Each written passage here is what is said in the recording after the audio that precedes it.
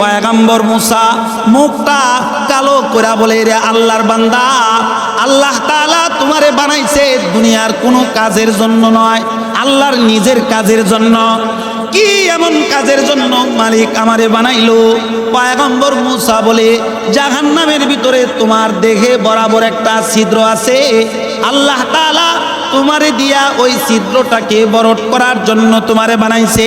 এই কথা শোনার সাথে সাথে লোকটা বলে, আলহামদুলিল্লাহ, আলহামদুলিল্লাহ, আলহামদুলিল্লাহ, আমার মালিক আমারে দুনিয়ার কোনো কাজের জন্য বানায় নাই, আমারে আমার মালিক মালিকের কাজের জন্য বানাইছে, আমারে আমার মালিক মালিকের নিজের কাজের জন্য বানাইছে। এই যে শুকরিয়া আদায় করেছে, লা ইন শাকারতুম লা আযীদান্নাকুম ওয়া লা ইন কাফারতুম ইন্না আযাবি লাশাদীদ। লা ইন শাকারতুম লা আযীদান্নাকুম ওয়া লা ইন কাফারতুম ইন্না আযাবি লাশাদীদ। এই যে মালিকের নিয়ামত পাইছে, শুকরিয়া আদায় করছে, আদায় করার সাথে সাথে আল্লাহ তাআলা তার দুটা হাত দিয়া দিছে, অটোমেটিক দুই হাত উঠে গেছে, অটোমেটিক দুই পাও আল্লাহ তাআলা দিয়ে দিছে। লোকটা সাথে সাথে দাঁড়ায় গেছে।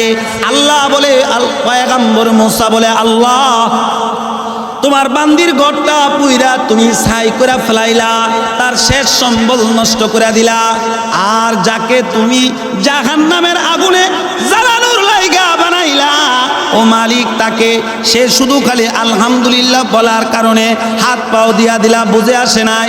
আল্লাহ বলে, মুসা আমি ওয়াদা করেছি যে আমার নিয়ামত পাইছে, এই নিয়ামত পায়া যদি শুকরিয়া আদায় করে তাহলে আমি নিয়ামত বাড়ায়া দেই। ও আমার বান্দারা, ও আমার বান্দিরা, তোমরা আমার নিয়ামত পাইছো, তাহলে নিয়ামতের শুকরিয়া আদায় করো। যদি আমার নিয়ামতের শুকরিয়া আদায় করো তাহলে আমি মালিক গফফার তোমাদেরকে নিয়ামত বাড়ায় দিব। আর যদি আমার নিয়ামত পায়া শুকরিয়া আদায় না করো তাহলে আমি আসমানের মনিব আল্লাহ তোমাদের কাছ থেকে নিয়ামত ছিনায় নিব। শুধু নিয়ামত ছিনায় নিব না, আযাব দিব, আযাব, আযাব দিব, আযাব। পয়গম্বর কালিমুল্লাহ যিনি আল্লাহর লগে তুর পাহাড়ে কথা কইতেন, পয়গম্বর আলাইহিস সালাতু ওয়াস সালাম তুর পাহাড়ে যাইতেছেন, আল্লাহ তাআলার সাথে কথা বলবে। পয়গম্বর হাঁটতেছে, রাস্তায় দেখে একটা মানুষ পড়ে আছে, অচল মানুষ, যে মানুষটার দুটা হাত নাই, যে মানুষটার দুইটা পাও নাই, যে মানুষটা অন্যের সাহায্য ব্যতীত চলতে পারে না। পয়গম্বর মুসা আলাইহিস সালাতু ওয়াস সালামকে দেখে সে সালাম দিতেছে, আসসালামু আলাইকুম ওয়া রাহমাতুল্লাহ। পয়গম্বর আলাইহিস সালাতু ওয়াস সালাম সালামের উত্তর লইতেছেন, ওয়া আলাইকুমুস সালাম ওয়া রাহমাতুল্লাহি ওয়া বারাকাতুহু। পয়গম্বরকে জিজ্ঞাসা করতেছে, ও আল্লাহর নবী কই যান? পয়গম্বর মুসা আলাইহিস সালাতু ওয়াস সালাম বলে, তুর পাহাড়ে যাই, আল্লাহর লগে কথা কমু। লোকটা বলে, পয়গম্বর আমার মালিকের কাছে আমার একটা আরজি, মালিক আমারে হাত ছাড়া পাও ছাড়া কি লেগে বানাইছে একটু যাই না আইসেন, এটা আমার জানার বড় শখ। পয়গম্বর বলল, ঠিক আছে যাও, আল্লাহর কাছ থেকে জেনে আসবো। পয়গম্বর মুসা আলাইহিস সালাতু ওয়াস সালাম আর একটু সামনের দিকে আগালে পয়গম্বর যায় দেখে আরেকটা লোক, তার এত মাল যে তার মালের কারণে সে ওটের উপর খাবার খাইতেছে, নিচে নামার সুযোগ নাই। ওই লোকটা পয়গম্বর মুসাকে দেখে সালাম দিলেন। পয়গম্বর মুসা সালামের উত্তর লইলেন। লোকটা বলে, পয়গম্বর কই যান? পয়গম্বর বলে, তুর পাহাড়ে যাই, আমার মালিকের লগে কথা কমু।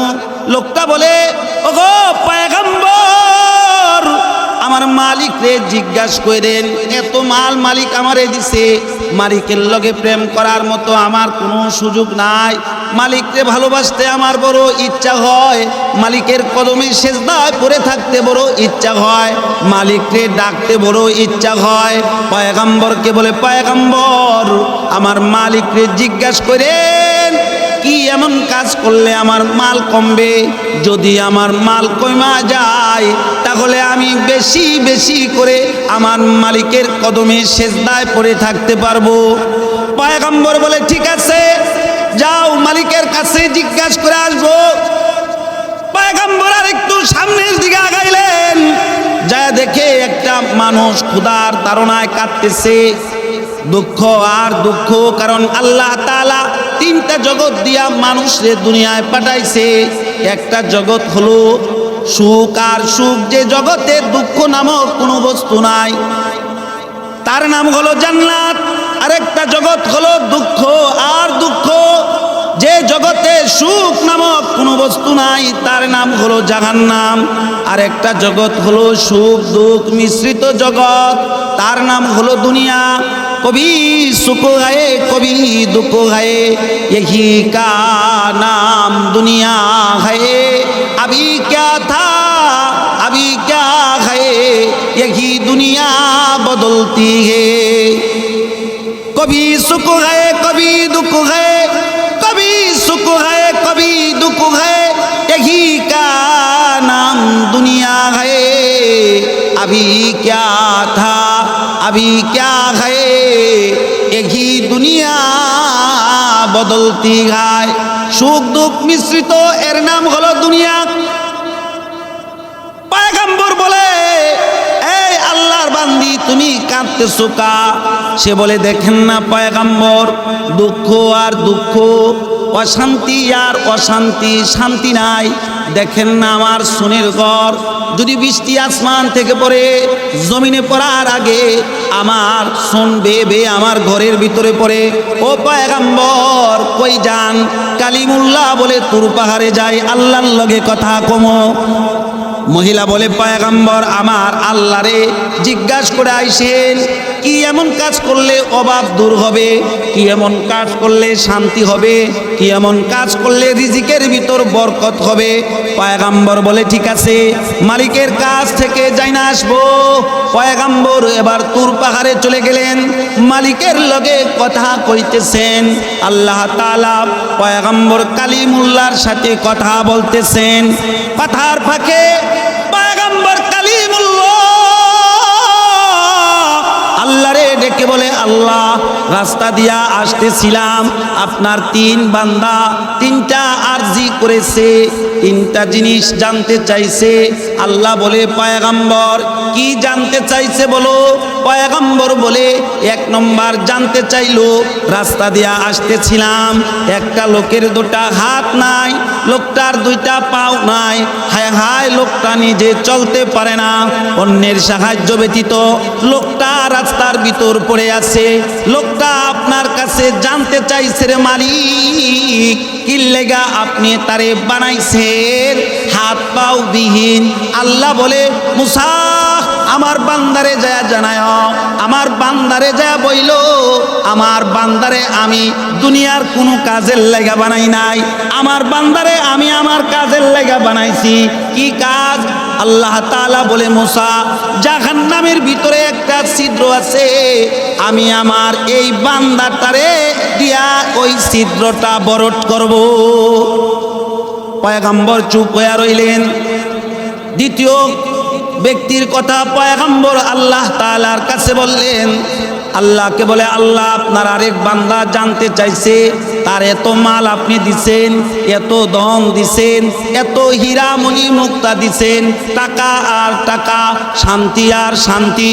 সে বলে, আমার মালিককে আমি ডাকতে পারি না, আমার মালিককে আমার মালিকের লগে প্রেম করতে পারি না। কি এমন কাজ করলে আমি আমার মালিককে বেশি বেশি করে ডাকতে পারবো? কারণ আসমান মালিকের জিকির করে, জমিন মালিকের জিকির করে, পাহাড় মালিকের জিকির করে, নদী মালিকের জিকির করে। খাকুবাদু আবু আতিশ বান্দান, খাকুবাদু আবু আতিশ বান্দান, বামানুতু মুর্দা বা হক জিন্দান। যারা সাহারদম যারা সাহারদম বগুয়াদ আল্লাহু নাগুয়াদ টন টনা টন টন না টোটো। যারা সাগার দম বাগু ইয়াদ আল্লাহু গো নাগু ইয়াদ টন টনা টন টন নাটো পৃথিবীর জমিনে যা কিছু আছে সব কিছু মালিকের জিকির করে, গাছ জিকির করে, আসমান জিকির করে, নদী জিকির করে, খাল বিল জিকির করে, এমনকি বালির কোনাও মালিকের জিকির করে। লোকটা বলে ওগো পয়গম্বর আমি মাওলার জিকির করতে চাই। পয়গম্বর বলে আল্লাহ আপনার বান্দা আপনার লগে প্রেম করতে চায়, কি এমন কাজ করলে তার মাল কমবে? মাল যত বেশি কমবে তত বেশি আপনার লগে প্রেম করবে। আল্লাহ বলে মুসা আমার বান্দারে জানায় দিও আমার বান্দা যেন আমার নাশুকরামানি করে, তাইলে তার মাল কমতে থাকবে। পয়গম্বর বলে ওগো আল্লাহ আপনার আরেক বান্দিরে আসার সময় দেখে আসলাম তার একটা সোনের ঘর, হায় হায় তার পেটে খাবার নাই, এক বেলা খাইলে অপর বেলা খাইতে পারে না, হায় হায় অসুস্থ, হায় হায় অশান্তি, শান্তি নাই, অশান্তি আর অশান্তি। ও মালিক সে জানতে চাইছে কি এমন কাজ করলে তার শান্তি ফিরে আসবে, কি এমন আমল করলে তার ঘরের ভিতর রিজিকের বরকত হবে, তার রিজিকের দ্বার খুলবে, সে রিজিক বেশি পাবে। আল্লাহ বলে পয়গম্বর আমার বান্দিরে যায়া বললেন আমার বান্দি যেন বেশি বেশি করে আমার শুকরিয়া আদায় করে। পয়গম্বর আল্লাহর লগে দূর পাহাড় থেকে কথা বইলা এবার বাড়ির দিকে রওনা হয়েছে। প্রথমবার দেখা হয়েছে ওই মহিলার সাথে যার ঘর সোনের ঘর, যার ক্ষুধার তাড়নায় যে কাঁদতেছিল, যার দুঃখ আর দুঃখ, অভাব আর অভাব, যন্ত্রণা আর যন্ত্রণা, শান্তি নাই, অশান্তি আর অশান্তি। পয়গম্বরকে দেখে মহিলা সালাম দিলেন। পয়গম্বর মুসা সালামের উত্তর লইলেন। মহিলা জিজ্ঞাসা করে ওগো পয়গম্বর আমার ব্যাপারে কি আমার মালিকের লগে কথা কইছেন? পয়গম্বর বলে হ্যাঁ বলেছি। মহিলা বলে কি এমন কাজ করলে আমার অভাব দূর হবে, মালিক কি বলছে? পয়গম্বর বলে হ্যাঁ মালিক বলেছে। মহিলা বলে কি এমন কাজ করলে অভাব দূর হবে, কি আমল করলে অভাব দূর হবে?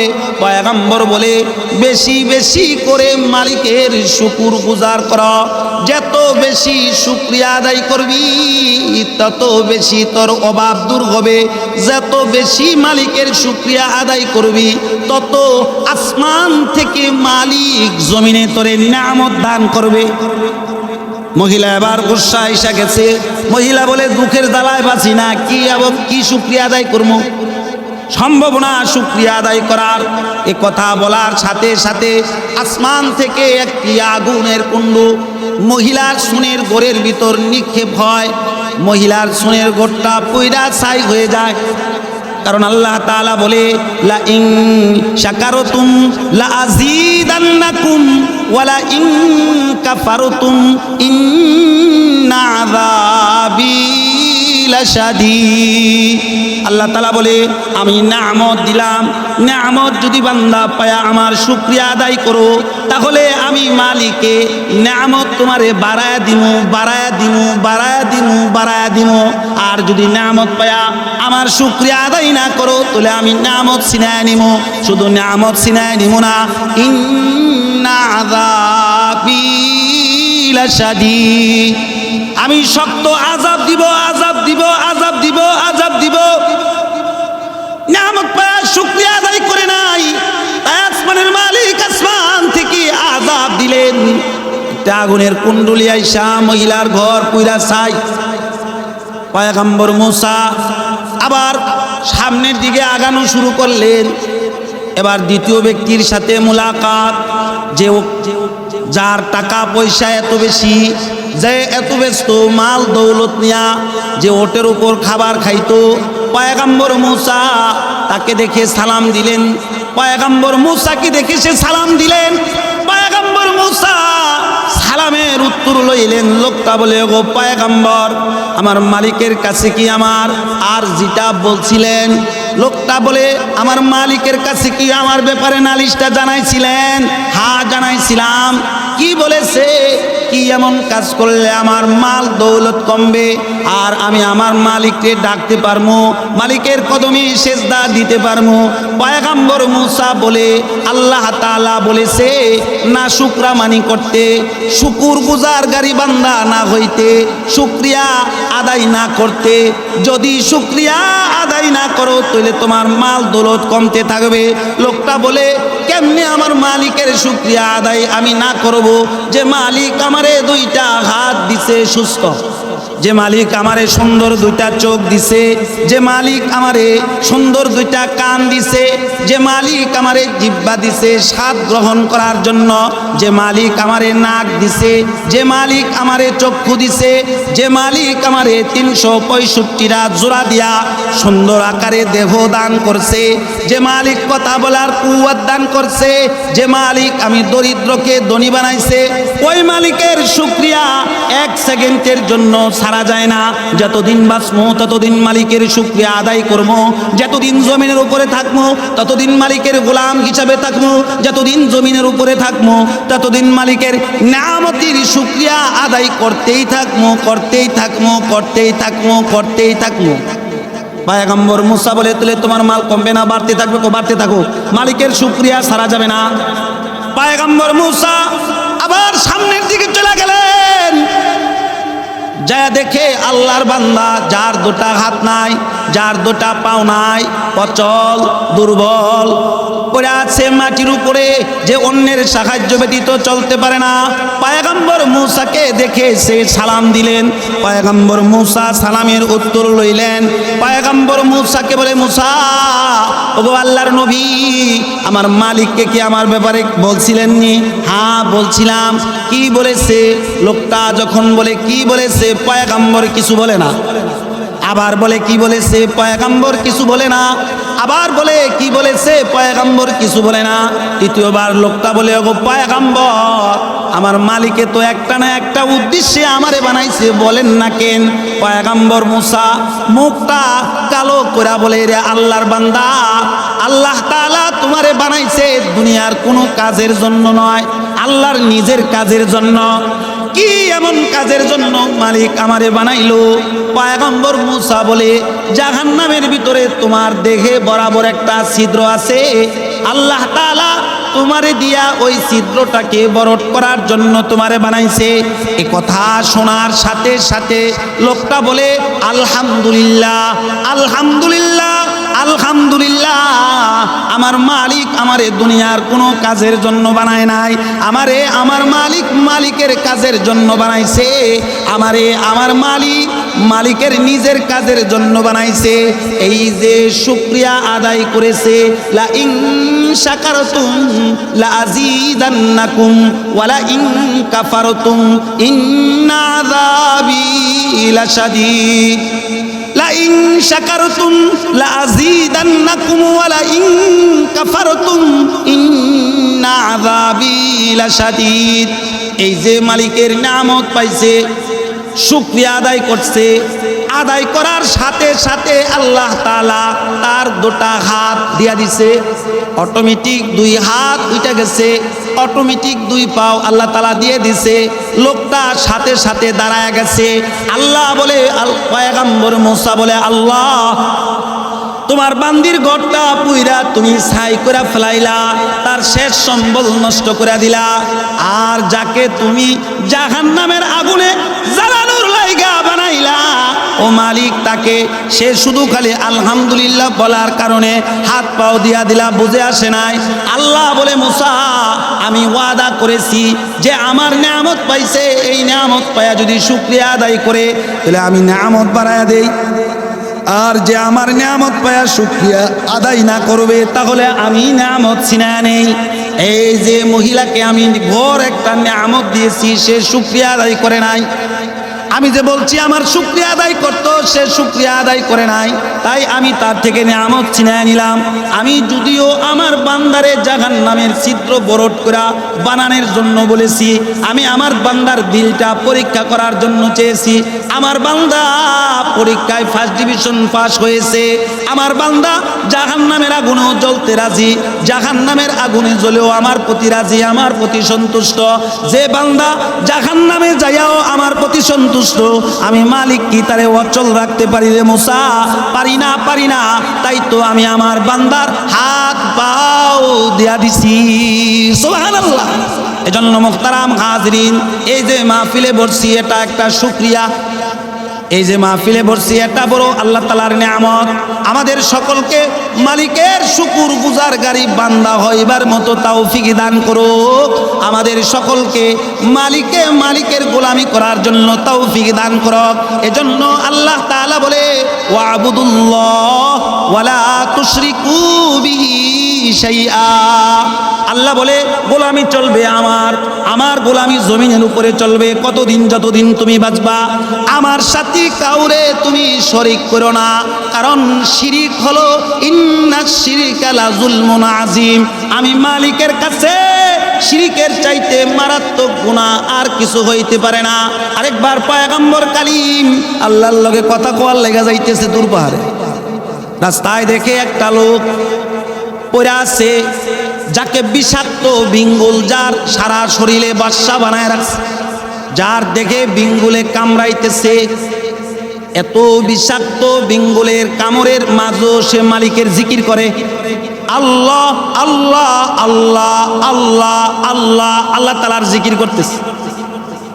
পয়গম্বর কালিম লোকটাকে বলে, রে আল্লাহর বান্দা, বিষাক্ত বিঙ্গুল তোমারে কামড়াইতেছে, এত কামড়ের মাঝে তুমি মালিক রে ডাকা থামো না কেন? তুমি মালিক রে ডাকা থামো না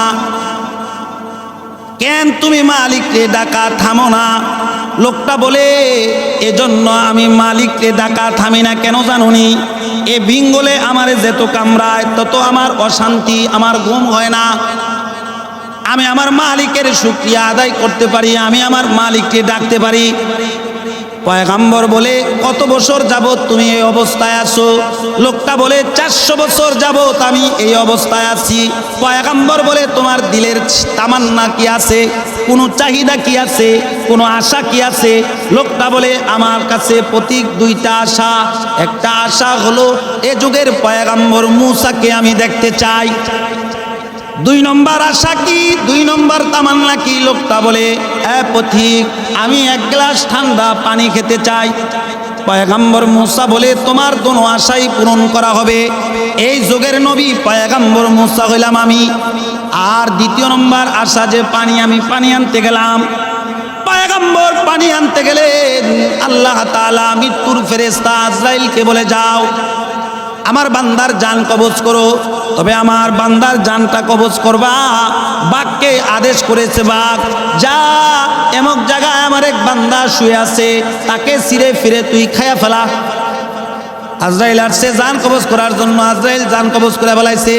এদিক দিয়া বাঘ আইসা তারে চিরা ফেরা খায়া ফেলাইলো, চামড়াগুলা আলাদা পড়ে রইল। পয়গম্বর মূসা পানি নিয়ে আইসা দেখে সে আর বেঁচে নাই, এমনকি তার হাত পাও নাই, বাঘ চিরা ফেরা খায়া ফেলাইলো, চামড়াগুলা পড়ে আছে। পয়গম্বর কালিম আল্লাহকে ডেকে বলে, আল্লাহ, যে তোমার এত ডাকে, যে তোমার সাথে এত প্রেম, তার বুঝি এই অবস্থা তুমি করলা? তারে তো মারলাই, তাকে তুমি বাঘ দিয়া চিরা ফেরা কেন খাওয়াইলা? আল্লাহ বলে, মূসা, 400 বছর আমি আমার বান্দারে খাবার খাওয়াইছি, 400 বছর আমি আমার নিয়ামত খাওয়াইছি। মূসা রে, 400 বছর ধরে আমি যে মাওলা তারে খানা খাওয়াই, সে আমার কাছে ঠান্ডা পানি চায় নাই, তোমার কাছে কেন চাইলো? এটা আমার পছন্দ হয় নাই। লা তুশরিক বিল্লাহ ইন্নাশ শিরকা লা যুলমুন আযীম। এটাকে আমি শিরিক মনে করলাম, আমার কাছে না চায় তোমার কাছে কেন চাইলো? এই জন্য আমি মালিকে তাকে এই অবস্থা করেছি। এজন্য বাবাজিরা ন্যাংটার কাছে চামো না, শাহজালালের কাছে চামো না, বড় পীরের কাছে চামো না, এই বাবা হেই বাবা, আঞ্জা বাবা, গাঞ্জা বাবা, বদনা বাবা, গোলাপশা বাবা, কোনো বাবার কাছে চামো না। চাবো কার কাছে? আল্লাহ তাআলা নিজে বলে উদউনি আস্তাজিব লাকুম।